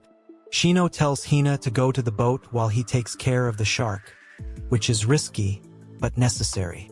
Our hero realizes that it is a white eye shark which prefers small fish, but is still a threat. As expected, the noise he made earlier with Hina caught the shark's attention, and curiosity might kill something other than a cat if he doesn't act fast. The shark locates its prey using a Lorenzum organ at the top of its head, so Shino has to hit it to make it lose that sense. He goes in and punches the shark like Saitama, which is enough for the shark to move away from the scene. Shino goes back up for some air, and Hina is also back on top of the boat. She asks him if he is fine, but he is lucky to have gotten away from a shark after punching it. Hina can't believe our hero just whacked a shark, but Shino calls himself a failure of a survivalist for relying on such methods. Now, we see Nico nearby as she is fishing for food. She is jealous of these two being able to ride a boat, but Shino says this girl does not know what he and Hina had just been through. He tells Nico that the boat is for 2 passengers only, but this prompts her to tell Hina to be wary of our hero, as he is a creep. Those are some serious accusations, but Hina goes to a whole other level by saying Shino just saved her life. Also, she is the one being creepy with him, if anything at all. Hina then lands a kiss on our hero's cheeks, as she says that even if he is a shady guy, he is still amazing. Neither Shino nor Nico can believe this, but Nico obviously adds some more drama to it. She says that Hina and Shino are flirting with each other in front of her, and our hero is no less than a lolicon. It's a funny scene, but then Hina starts crying. Shino asks her what's up, but perhaps she's happy about today. What else is in store for our hero? How many girls is he going to rizz? And more importantly, how on earth is he going to counter Baya and his gun? There's lots left in the story, but unfortunately we will have to end the video for now. Shino now asks Hina about why she is suddenly so worked up, and she says that she is just happy about today. She did want to snorkel, but the real reason behind today was that she wanted to be with Shino. Due to her experience with the villain boys, Hina became scared of men, which was why she was counting on her Oni-chan till now. Since the number of boys have now increased in the group, she wanted to do something about it. However, she realized that as long as Shino is there, all will be well. She felt excited and safe at the same time, which was why she decided to follow up on her feelings. Now that she has revealed her true emotions, She asks Shino if she was able to get through to him. She says yes. So Hina rests on his chest because her head is feeling a bit heavy. Bro understands, so he says that Hina is adapting by trying to change herself. The couple now heads back to base, and they come across Asa, who happens to be right there. She welcomes them back, but it's a bit awkward because she is Hina's older sister. Anyway, Asa is told about the shark and says that this is not good news. Shino is eager to know what the matter is, but the two sisters go to the side to have a discussion. This only makes him more anxious, as he is experiencing severe FOMO. Asa asks Hina if she is being serious about what she's saying, to which she says yes, and also apologizes. Asa says it's fine because the one who has to decide is Shino. Bro is super confused, but it turns out that the sisters are now going to fight it out to gain our hero's affection. Once again, this is where you say, it should have been me, not him. Now, we move to Shino doing some kind of exercise with the nerd boys. He is able to carry out his actions smoothly like butter, but the same cannot be said about the other two. Eventually, Kageyama does manage to make it to the finish line, and the girls congratulate him for being a fast runner. Our hero is impressed too because they were running in the forest, although he did take a handicap which allowed Kageyama to win. Tanaka is a bit of a failure here, so while the girls wonder how his buddy was able to run so fast, he puts on an evil smile and reveals that Kageyama was a part of the track and field long-distance running team during middle school. The girls don't understand why he's being so smug about someone else's achievements, but the nerd boys are just happy to enjoy meat and also some tableware. Before, they only had access to poisonous fruits and grass, which is less than ideal. They can save their tears for another day. But then Nico asks why Shino and the girls aren't eating the same meat.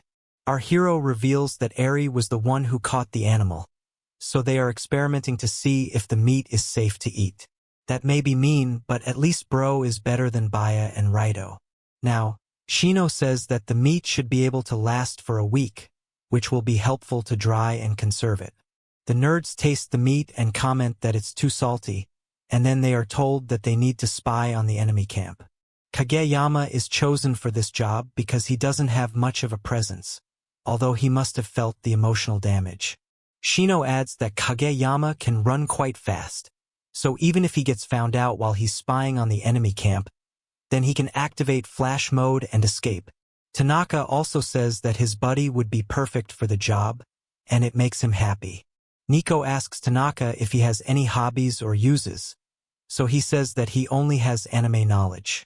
He then goes on to say that he is really good at RPG games, but he is a bit too passionate, so Nico finds it lame. However, Shino says that this could come in handy because Tanaka can do a lot of simple tasks if he has such gaming knowledge. He can extract oil from sesame seeds and olives, while also grinding spices to be used for cooking. Nimi adds that the nerd boy can help her out with investigations and experiment results, which makes him even happier. This is right up his alley, but Bro celebrates as if he just stole the Nobel Peace Prize from Donald Trump. Kageyama is happy for his friend, and it makes for a wholesome moment, although it isn't anything to be proud of. Now, we move to the next day where Shino finds some animal tracks. It matches the information he got from Tanaka about the enemy group not setting foot in the south. He uses his big brain energy to deduce that there may be more animals on the northern side of the enemy camp. Of course, this is assuming the environment doesn't change, but now his attention shifts to Yuki, who has completely trained her monkey cult with her pillows. These apes are setting traps now, but that's actually because Nimi was able to teach them this skill. She still feels that the island is strange, and then Yuki suggests leaving the trapping to her ape cult. Of course, all of this is great, and it makes Shino realize why he needs Yuki for another task, which is to domesticate wild boars. The girls can't believe this is his plan, especially as Nimi figures Shino wants to use them as pigs. Yuki gets excited over the prospect of turning boars to pigs, but Nimi doesn't want to explain the process to her. Shino says it might be a crazy idea, but considering Yuki's cheat code with animals, it's a risk worth taking. He wants to use the boars as emergency rations so that he won't have to worry about meat supplies. Yuki gets even more excited now because they are essentially going to build a boar farm. Nimi is not sure if her curvy friend gets it, because the boars can be used for purposes other than food too. Suddenly, a drop of rain falls onto Yuki's forbidden area, and then the group decides to take some cover at the Shino cave. Nimi says that the Isekai'd cave is closer, but our hero would rather stay out of the enemy's range. With that, the squad rushes towards the Isekai'd cave and begin to work on starting a fire. The girls are worried about flooding again, but Shino seems confident that it won't be a storm like last time. He is sure that the rain will stop by daytime, so they should just rest here for now. Yuki says that she's feeling a bit nostalgic because it's her second time here. But then she notices Nimi and Shino disrobing, so she asks them what they are doing. She is clearly shocked, but then Nimi explains that she will catch a cold if she sleeps in her wet clothes, so it would be a good option to get into her almost birthday suit. It may be embarrassing for Yuki, but then we see Nimi getting a bit too comfortable with Shino over the guise of providing warmth. Yuki can't believe this, so she asks them if they are dating. Shino has nothing to say, but Nimi explains that it will be a lot warmer this way. She even asks Yuki if she wishes to join them, so at this point, every man of culture at Comic Guzzlers demands to be Shino. Yuki does not know how to react because Nimi is being quite forthcoming right now. Our hero figures it must be because of their earlier situation, and the smile on Nimi's face confirms it. Yuki is feeling way too awkward, and it's probably because Shino did not give her much attention even after getting a taste of her finger blaster. All of a sudden, Nimi says something out of pocket by asking Bro to warm her lips too. Both Shino and Yuki are surprised by this, but Nimi maintains that this will warm her up properly when her heart skips a beat. Shino agrees with the logic, but not with the intention. Anyway, he decides to go for it right in front of Yuki, which totally makes her feel some kind of way. Now, she starts to have some intrusive thoughts of her own. So she takes Shino's face away from Nimi because now it's her turn to get warmed up. A crazy tongue twister session follows, and every person watching this is probably ordering a jungle survival guide on Amazon. Shino asks Yuki if this is okay, to which she says she is warmed up just fine. The shady intentions are bursting through the roof, as both Nimi and Yuki look at our hero in an extremely suggestive way, implying they want to play elephants and kitties. They tell Bro to warm them up, and he may have even thought for a moment that he has not been summoned to another world, but to heaven. It's the best feeling in the world for Shino, but he realizes that there is no protection, so he can't do the actual deed. He is a stronger man than most of us, because we would have probably started our own island of babies if we were in his place. Surprisingly, Shino is able to control himself the whole night, despite his situation, thus proving his Giga Chad Ultra Pro Max status. The triple couple returns to the safe house and are greeted by the other girls. They were definitely worried, but they're glad to see Yuki and Nimi so fresh and happy. The same can't be said about Shino though, who looks like he has just fought the strongest final boss in history.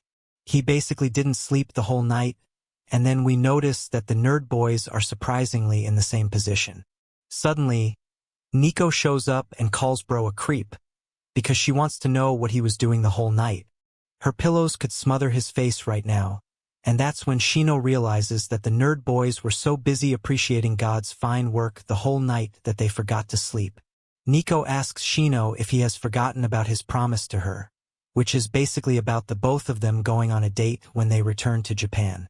Our hero would obviously remember a date with a total babe, so Nico becomes happy and forgives him for whatever he may have done with Nimi and Yuki. She still says that he needs to keep his hormones in check, but then Ariy asks Bro what they should do today. He says they'll do something different, and mentions that Ariy has what he needs. She figures what he means, and comes back with some masks. There's a lot of them, and Yuki says she too uses them because they come in handy when her makeup comes off. Ariy says that she actually uses masks to hide her face from others, but she is open to sending pictures of herself.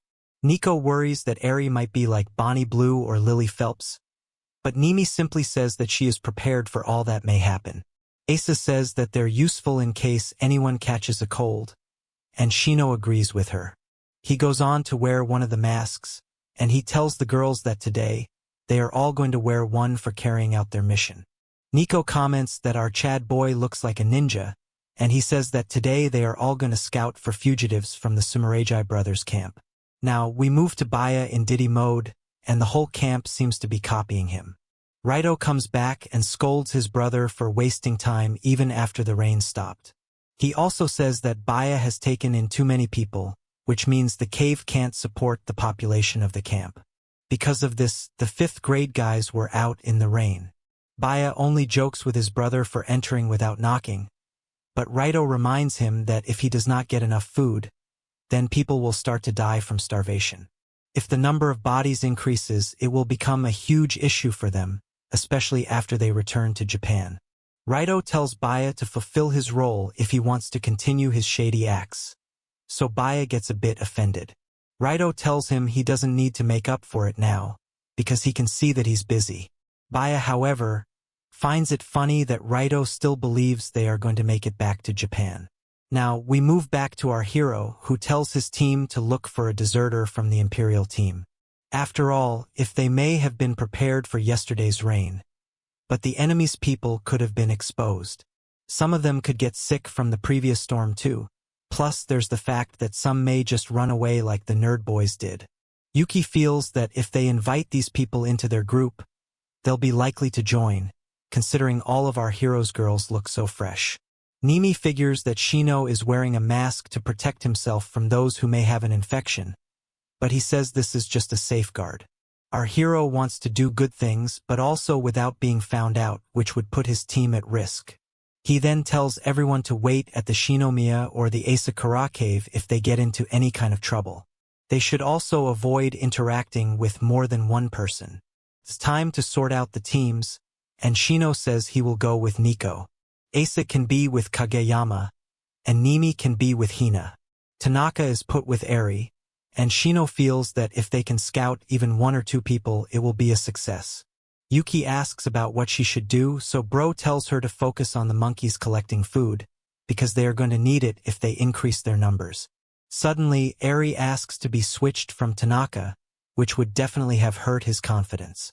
Shino agrees and switches her with Nico, who now tells Tanaka that she will be relying on him for directions. With that, it's time to begin scouting, and everyone sets out on their mission for the day. Some time passes by, and we see Shino checking out an empty space with Ariy right behind him. Shino tells Ariy that they have been walking for a long time, so she should take a break, but she says she's good to go. Even so, our hero wants to conserve his strength, otherwise he may not be able to do much when it will actually count. The both of them now take a breather and drink some water. Shino does admit that his plan could lead to a big waste of time, but he also wonders what the deal is with Ariy regarding Tanaka. He asks her if she hates the nerd boy, because he can sense some hostility in her. She asks him if he wants her to pay attention to all the boys in the group, because she finds the nerds annoying. Bro agrees that they can be troublesome, but anyway, Ariy asks him something that she needs to know. It's to do with Yuki and Nimi looking so happy and fresh today. So Ariy directly asks Shino if he had fun in the night. The look on his face says it all, but he'd rather not go into detail, so he simply says that he was used as a toy by both the girls. Ariy does not understand, so he further states that it was an emergency, so no other method was plausible. Ariy smiles and asks if he had to endure it, to which he says yes, as he had no other option. The curvy babe decides to comfort our hero, so he asks if she is going to tease him now. Ariy apologizes, but does admit that she feels relieved her lover boy did not cheat on her in the night. She takes off his mask and asks if he has built up the tension in his python. So Shino figures she is worried about his eggs not being emptied. Bro can't take it anymore, so he grabs Ariy and pins her to the ground while feeling her soft pillows against his face. It's heaven once again for our boy, but he feels a bit shy after such direct contact. He is totally enjoying his moment, and even tells Ariy that she is soft and moist. Of course, he does not need to say these things out loud, but passion knows no limits. Shino asks if he can touch Ariy, but she asks if he is not touching her enough. She doesn't have a problem though, as she gives our hero a splendid view and says it's time for some pampering. Bro is living his best life once again. So it's time for the customary. It should have been me, not him. Ariy asks what they should do next, but Shino wants to get right into the action, although without direct entry. Ariy is surprised by his suggestion, but it makes sense given how much he had to endure the previous night. She decides to go ahead with a tongue twister and finger blaster combo strike, and secures a direct hit with bonus points. Now, the two of them continue, and Ariy jokes about how she did not really get much of a break. Shino says it was quite refreshing for him, which makes her laugh. But then our hero also tells Ariy that she should take care of herself. We don't know if he is referring to solo missions, but Ariy says it's fine because he pampers her plenty. Now, she reveals that she wanted to be with Shino today because she has something important to say to him. She then asks if he is really thinking of a way to go back to Japan because she can imagine it must be getting tougher for him day by day, considering the amount of fun he is having here. Shino says it is difficult, but he enjoys thinking about going back home. Ariy says that's great, but also reveals that she is wondering if only Shino will try to come back here, even after they find a way back home. This makes sense because our hero had a lot of trouble adjusting to his school life. He had always dreamed of living on a deserted island, because it is paradise to him. Shino really does not know what he would choose if he had to pick between Japan and this island, so Ariy says sorry to him for making him consider such a thing. She admits that after coming here, she has changed a lot too, so perhaps it would be best to think about such decisions when the choices are actually presented. Now, it seems as if someone is spying on the couple from a large tree, and she looks like some kind of alpha female. She suddenly makes her way towards another girl, who seems to be working with her. This alpha girl's name is Ariy, and she is greeted by a girl who is sitting on some briefcases with an umbrella. Ariy says that there was some movement from the target, and her reading is correct. She then asks this fancy girl what she thinks, and her name is revealed to be Sophia. It's time to switch to some other characters, so we have a look at Nico, who is being carried by Tanaka. She tells him to stop swaying around, but her pillows are resting on his head, so his purpose in life has already been fulfilled. He eventually trips and falls, causing Nico to get hurt, so she hurls some insults at him while also calling him disgusting. There's no way they will be able to scout for escapees like this, but Tanaka says that he would have preferred to be with Ariy. Nico tells him not to get too ahead of himself because she wanted to stay with Shino. Tanaka says that he loves Ariy's long, black hair and her smile, but he also likes Nico because of her massive pillows, so everyone wins here, although Nico doesn't feel that way. The nerd boy tells her that she does not understand romance, but she counters that she has already promised a date to Shino. Having said that, she does admit that she is like Jon Snow when it comes to romance, so Tanaka makes fun of her. Now, we move back to Shino and Ariy, who are still looking for scouts. Suddenly, Bro sees someone's shadow, so he gets Ariy to duck. Ariy suggests that she will talk to these people, but Shino tells her to hide here while he does the talking. Our hero is a bit surprised when he only sees Ariy, because he was sure he had seen two shadows. Anyway, he decides to step out and show himself to Ariy while stating his name and year. He says he means no harm, but Ariy refers to him as Bravo, which means she definitely has had military-grade training. She then throws a pebble towards Ariy, causing her to freak out, so Shino looks back to check on her. Ariy makes use of this distraction to catch our hero and pin him to a tree, further proving that she is not a normal schoolgirl, but almost like a trained assassin. Shino realizes that he's cooked, but he worries for Ariy and goes for his knife. Ariy spots this, so she threatens to crush Shino's throat if he tries to attack her. The soldier girl does identify that our hero has a strong sense of decisiveness despite not having any combat experience, but Bro wants to know where this assassin girl came from. Ariy demands to know if Ariy is armed, and she threatens Shino again, but then Sophia shows up and tells Ariy to let him go. Shino was right about seeing two people, and even though Ariy doesn't want to take the risk, Sophia says that the main aim was to talk to Shino anyway. Sophia seems to like the word elegant, just like Zeno from Dr. Stone, and she tells Ariy there is no risk as a couple of school kids can't beat a trained killer. Ariy listens to her mistress, But one look is all our hero needs to identify Sophia. We are now told about a CEO named Hill Hates, who rules from the shadows. Whether it's search engines, applications, or other kinds of devices, Hill controls the largest company in the tech space, and it's called Micronsoft, which may be a lazy name, but at least it keeps you safe from legal issues. The point is that Sophia is his daughter, so she is from an extremely rich family. She greets Shino gracefully and introduces a main as her attendant, which is just another word for bodyguard. Sophia seems to already know about Shino because she has heard the rumors from the Sumeragi camp. How exactly is this chat going to go down between our hero and the fancy heiress? Will he be able to scout these two new girls? And how are the others doing with their scouting? There's more to unpack, and I'm sure you guys want to see it all. But sadly, we have come to the end of today's video. Like, share, and subscribe if you liked Shino's story, as well as his babes, Yuki, Ariy, Nico, and Nimi. Asa and Hina are also joining in on the fun, so we hope you're entertained. Guys, please feel free to drop your suggestions in the comments below. As always, you know that if this video gets enough love, I'll add some more chapters too. Okay then, I'll see you in the next one.